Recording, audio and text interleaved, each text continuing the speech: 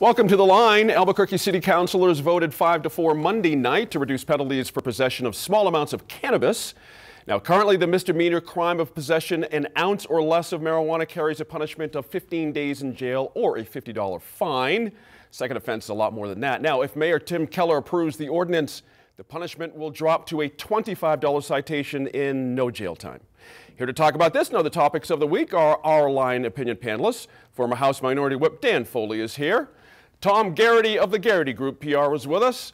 Laura Sanchez-Rivey, she's an attorney at Cuddy & McCarthy LLP. And former Lieutenant Governor Dianne Dennish is back. Dianne, starting with you, during the campaign, Mayor Keller said he supported lowering penalties for cannabis possession, but this week he told KOB TV he's got to research. That word research came out of his mouth. What's left to consider here in your view? What needs to be researched? Well, I think there's what they want to make sure of is that they're not doing more harm than good.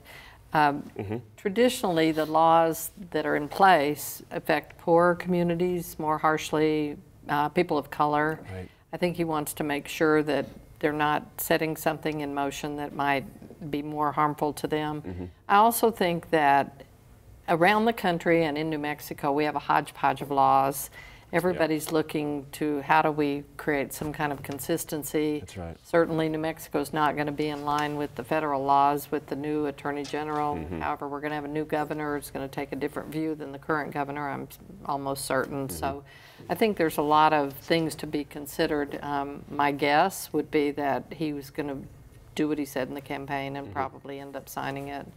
But I do think he wants to be thoughtful about it. Right. Right. Prudent, Tom, for the mayor to wait just a little bit and see what hear from other folks, law enforcement, the DA's office, a lot of folks that are involved in these kind of things. Yeah, as the governor said, there's a lot of confusion out there right now, and I think that some additional discussion just to say, okay, are you guys on board with it? Meaning to the DA's office, perhaps a call to the U.S. Attorney's office. I don't think that's going to happen. Right. And just kind of clear things up because APD has been using what has been known as the McClendon standard, which is up to 8 ounces of marijuana. It's officer's discretion. So how does that get impacted as a result of this potential new ordinance from the city? How does that interface with the state violations and things of that nature? So I think on the front end saying, yes, I'm going to bring people to the table and talk is good for politics, but eventually it's just window dressing because I think he's going to sign it. Right, there you go. But Tom brings up a good point, Dan, when you think about the county has their own idea on these things, the state has its own idea. At some point you have to get in line with these kind of things and not leave it up to the cop to be their discretion on the street, so to speak. That's the danger, it seems to me. Would you agree with that? Does something have to come in line here at some point?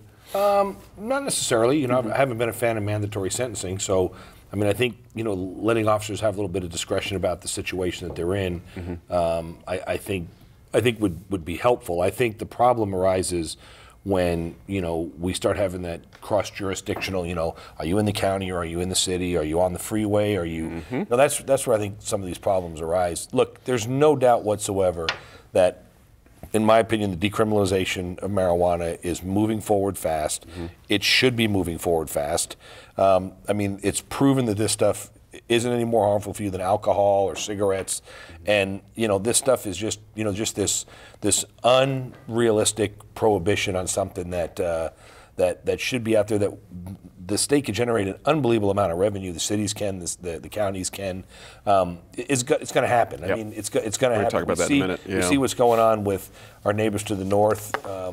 We see what's happening in Las Vegas now, California. Right. That's right. So I think that at some point it's going to happen across the state. I think New Mexico should not wait until the music stops and we're left sitting there without a chair to sit in. I think the next governor, I think this governor was wrong in her approach to this. I think watching what's happened, with people leaving to partake in the recreational use has been something that I think has hurt New Mexico. And I think it's time that we have a serious conversation. You read some of these articles about, well, we don't know what it's laced with. We don't know this. I mean, I don't know. Look, I don't smoke marijuana. I'm not I don't do it. I've got friends that do, and I got to tell you, Not one of those guys has turned out to become a heroin addict. Right. Not one of those guys is, I mean, they're productive members of society, The good gateway jobs. drug theory, It's just, I mean, at some point we're going to get realistic and have a conversation about this. For years, we were okay with the 2 martini lunch for everybody's parents to go to at work. Now we're not okay with people, utilizing marijuana. And then we got to look at all the medicinal purposes. I mean, the CBD and all of the stuff that's out there, the use of the oils and all of that stuff. I mean, there's no, I mean, compared to half the stuff that we put people on when they go in for surgeries and give them afterwards that they're addicted to, as we're looking right now, the largest epidemic right now facing this country is the addiction to opioids. That's right. If we don't start embracing some of these homeopathic and natural remedies, we're going to be in a world. Good point there. I want to go back to the politics of this vote for a quick second. I think it was a 5-4 vote. All five Democrats voted for it. 1 Democrat joined the Republicans voting nay. Any political bounce there for you? Is that something, we like to think council is nonpartisan, but was there something going on here that we should consider? I mean, I'm not surprised that the Republicans voted against it, and that most of the Democrats voted for it. The one surprise was Cynthia Borrego. I mean, she's new to the council. It's not clear sort of where her positions are necessarily on a lot of issues. So I think that, it was at least a sign that she's got a mind of her own, that she's going to vote based on whatever she thinks is important, not necessarily just join the majority. And I think that's an interesting turn, I guess, of events. I think a lot of people expected she would be with the Democrats on it, but she expressed some concerns about, if the marijuana was laced with something else, which I had not heard before as a concern. So I found that a little bit interesting.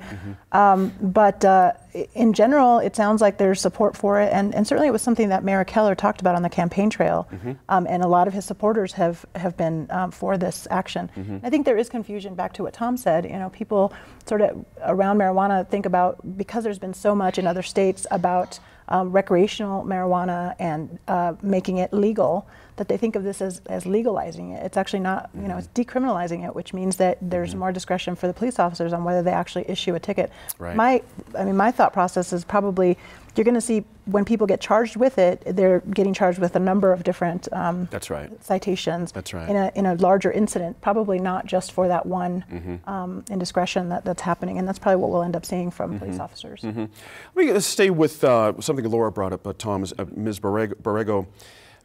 She mentioned that there is not really any empirical evidence that shows a correlation between decreased penalties and reduced crime rates with decriminalizing, not necessarily legalizing, but decriminalizing.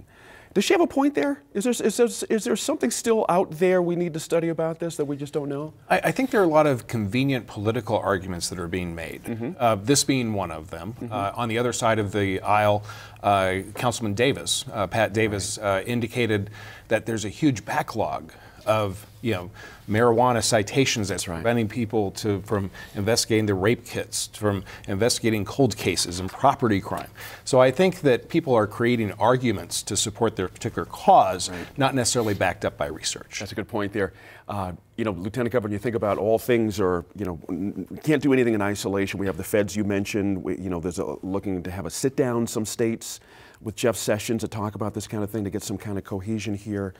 But the idea of New Mexico, the possibility that, Dan brought up legalization might be a possibility here. Nevada's raking in money. Colorado's raking in money. It just, Texas, I don't know where they're going to be at, but we could be the donut hole at some point, once again on this kind of thing. I mean, education, $150 million just lands in our pocket. Do you know what I'm getting at here? Right, and I think we're already, because of what surrounding states are doing, with the exception of Texas, we're already at risk of not having as much economic benefit from legalization because of what's going on to the north of us. That's right. But, when you think about 50,000 people in New Mexico are now on medical cannabis. Think about that 10 years ago. Nobody even thought.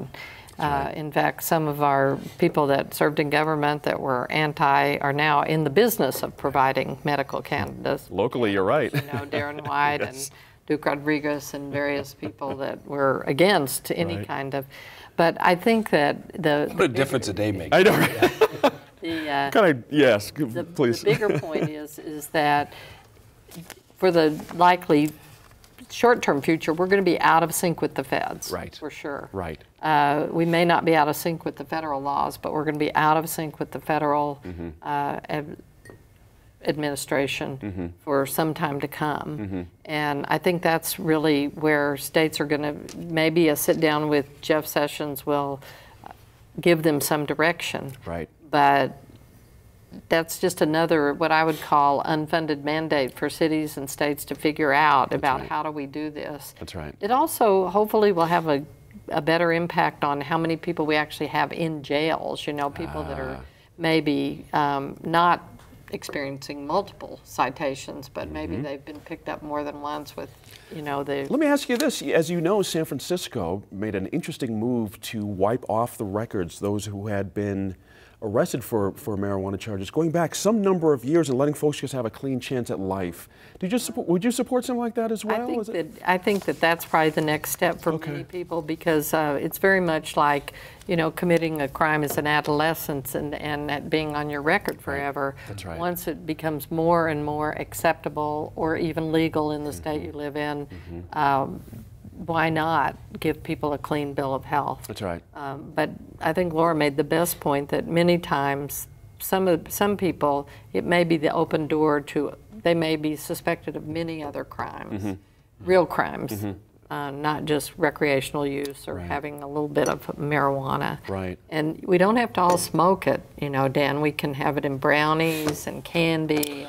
And everybody I know is using it. Whatever for you're doing, sleep whatever aid. you're doing, Lieutenant Governor, I'm all for you having the right to do it. Sleep aid. Hey, listen, whatever you guys crazy people are doing down at Hillsborough, totally up to you guys. I'll let you go. You guys are too funny. Tom, last point here. Again, I'm curious on these next steps. There's small steps that happen, but here we are. You know, I'm thinking back to the vote we had in our ballot a couple of cycles back about decriminalizing. You know what I mean? These little things just sort of add up over time and make it easier for a politician to make a decision, it seems to me. So the will statewide for something statewide this next coming. Yeah, I mean, you have all these little, you know, baby steps that are being made. You know, this is one of those steps. You know, whether it's in an initiative that is addressed in the first 100 days of the next governor, you know, probably not. But it was probably one of those side, you know, little piece of candy. I don't know if it's laced with anything. But at least we can have the debate now, right? We can have a decent debate. We had the debate early. We had the debate early, and I mean, you know, even though I think he's a great guy, I think Gary Johnson screwed the pooch on this deal. You know, I mean, we had the debate early on. You know, I was an early graphic. I was an early graphic. Wow. I was an early fan of decriminalizing. But you know, when you start going out there and saying, "Look, I'm for decriminalizing heroin and cocaine and other things," you move the bar of the conversation out of it was what too I think big a pill to swallow. There's an opportunity for a fresh conversation. But I think the sad part is we had the opportunity to be on the cutting edge of this, right? We had a governor that was in favor of it. We had a legislature at the time that wasn't absolutely opposed to it. I mean, we had passed some decriminalization bills. They kind of got held up in the Senate in the final hours. But normally when things get held up in the Senate in the final hours, that's because they're part of another deal. So if it makes it through and it gets held up, as the Lieutenant Governor will tell you, you got a good chance of getting it done.